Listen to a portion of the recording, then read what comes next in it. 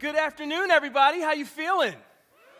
Yes. Let's bring the energy in this room. Man, I love that you guys are here. And how many people had a good morning, learned something this morning, were inspired this morning? Yeah, me too. Me too. Really encouraged. And I actually texted one of the speakers and said, man, that felt like a message for my soul. I'm so glad that you shared that. And so I hope you've been encouraged by that. And, you know, I love Ocean, and I love it because of who's in the room. And I recognize that we've got two primary audiences in the room today. There are definitely people in here who are aspiring entrepreneurs. You're in the process of building something, starting something, creating something. And then there's also another group of people in this room who can definitely consider and have empathy for people who are building something, starting something, creating something, because you've done that. You're a business owner, and while what I'm going to say is certainly applicable to all of us, I want to focus specifically on business owners for a few minutes with my words. Here's what I know. If you own a business today, I don't know why you started that business, but I know you've made money or else you wouldn't still be in business. But I know that it was about more than that, and you've built things and created things. Maybe you've built a livelihood. Maybe you've built a culture. Maybe you've created a new idea that is impacting lives. But my guess is you've celebrated some wins and you've also grieved some losses. And you might be grieving right now. You might be at a point where everything is going well in your business and in your life. You might be at a point where there's distress, where something is going on. But wherever you are, whether you're in the valley or in the mountaintop, my guess is that at some point you've looked up and you've asked God this question: God, what else? God, what's next? And friends, that is a threshold question. This theme of threshold, when you're asking that question, that's a threshold question. And so what I want to talk about for a few minutes is, how does the master creator, the master builder, the ultimate entrepreneur, Jesus, how does Jesus respond to our threshold questions? And I'm going to say two things. I want to look at a story in the Bible that may be very familiar to you. It may not be. But if you attend Crossroads, it's super familiar to you because I just talked about it this past weekend. So I just want to say, I reserve the right to repeat good stuff if it's good stuff. If it's not good stuff, then you can be the judge of that.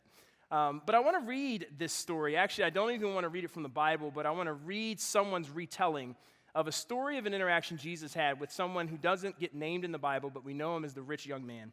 And this is the retelling of that story. One day, a young man comes up to Jesus, respectfully acknowledges him, and asks him this question: "Good master, what must I do to possess eternal life?" Jesus answers by referring to the scriptures and reminding him of something that as a faith-filled believer he already knew. Love the Lord your God with all your mind, your heart, and your strength, and love your neighbor as yourself, and to keep the commandments. The young man responds, "I have been doing this since my youth." Jesus looks at him and loves him, accepting the truth of his answer, and says to him, "You lack one thing. You lack one thing. If you would receive eternal life, go and sell everything that you have, give the money to the poor, and come and follow me." But the young man cannot accept the invitation, blocked by his riches, and goes away sad. This man is where some of us are, and where all of us in this room, I believe, want to be. He was successful. He had a successful business. He had a successful thing that he had built, created, started, initiated, and now he was the owner of that wealth. He was the owner of that asset. He was also a good person.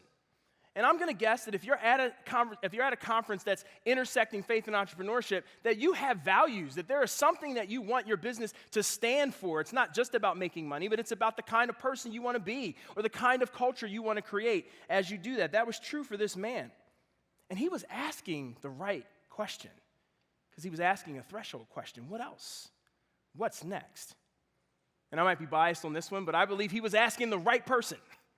He was asking the right person because he came to Jesus, and Jesus wants this guy to cross a threshold. And I believe Jesus wants you to cross another threshold. How does Jesus respond to him, though? Well, on the surface, Jesus comes off as a jerk, doesn't he? Because Jesus says to this man, "Oh, great, you want to cross a threshold. There's more you want. You're asking what else? Here's what else. Sell everything that you have and come follow me." Anybody else been asked to do that? Anybody excited to be asked to do that? Yeah, I didn't think so. Me neither.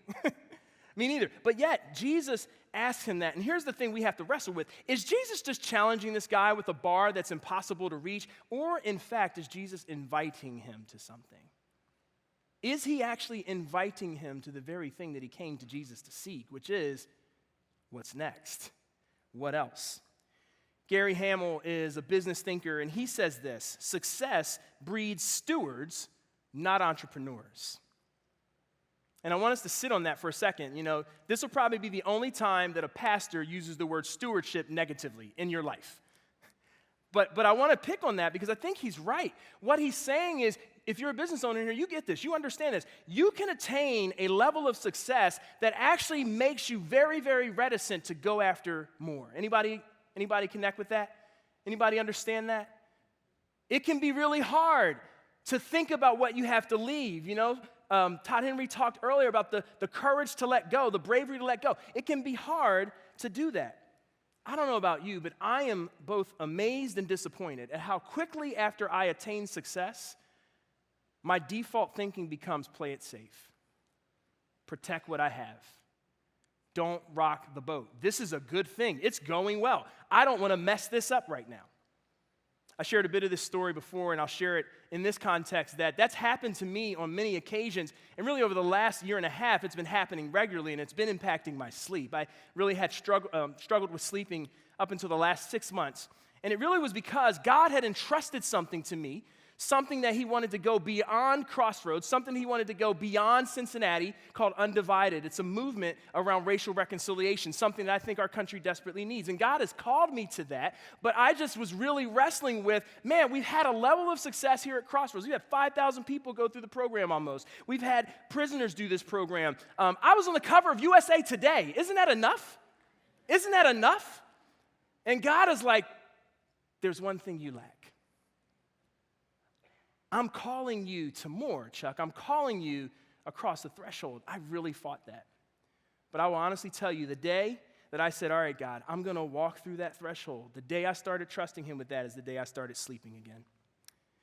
And so my challenge to you is this: what if the next level of impact in your life is not about a change in direction, but it's about a change in intensity? It's about a change in intensity and going in the same direction that you're already headed in. Think about it. This man in the story, he was clearly headed in the right direction. He was coming toward Jesus. He was headed in the right direction. He didn't have to go left. He didn't have to go right. He was headed in the right direction. And what did Jesus call him to? Jesus called him to go further in the same direction. And I wonder if that's the call that Jesus has on some of us in here, to go further, to go beyond profit for impact, to go beyond success to actually significance. If that's the thing that's on the table for you. And if that's you, what's your threshold? And what is keeping you from going there? This man, it says, was blocked by his riches. And I think some of us might be blocked by our riches. We might be blocked from going to the next place because of the success that we've had today. And Jesus, it says, fixes his gaze on this man with tender love. And I believe the same is true for all of you who are in this room, that Jesus today is fixing his gaze on you with tender love. And his invitation is simply this. I would put these words around it. Jesus wants you to exploit what's been untapped. He wants you to exploit what's been untapped. This man was rich. He was rich. But guess what? He was even more wealthy than he thought because he was going to the source of great wealth, Jesus himself. And Jesus wanted him to go on a journey that would have released him into more. Think about it. This man might have been one of the 12. This man might have been one of the people who would witness the resurrection of Jesus. This man could have had a story written for his life that didn't stop with him turning away from that opportunity and going sad. If he was willing to go through the door, through the threshold, there was more for him. So let me make this personal. Friends, you are rich. You are rich. And you're even more rich than you think. Because Jesus is inviting you to cross a threshold into more. It's a cliche, but it's true. You've heard it. What's the wealthiest place on planet Earth? A cemetery. A a cemetery, a graveyard. Why? Because more people die with untapped wealth that has never been deployed to impact, change the world, grow something special, do something unique, have a story to tell. More people die with untapped resources than actually release them.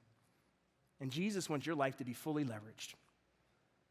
He wants every untapped dream that he's given you to be fully leveraged for impact. He wants every untapped relationship that he's called you to invest in. He wants that to be released for full impact. He wants every untapped gifting that he has given you in your life to be released for impact. He wants all of your untapped passion. He wants all of your untapped dreams, all of those things that keep you up at night, the thing you keep journaling about. He wants you to exploit what's been untapped. And I just want you to stop and think about what would happen if just the people in this room got everything out of our lives that God intended when he created us.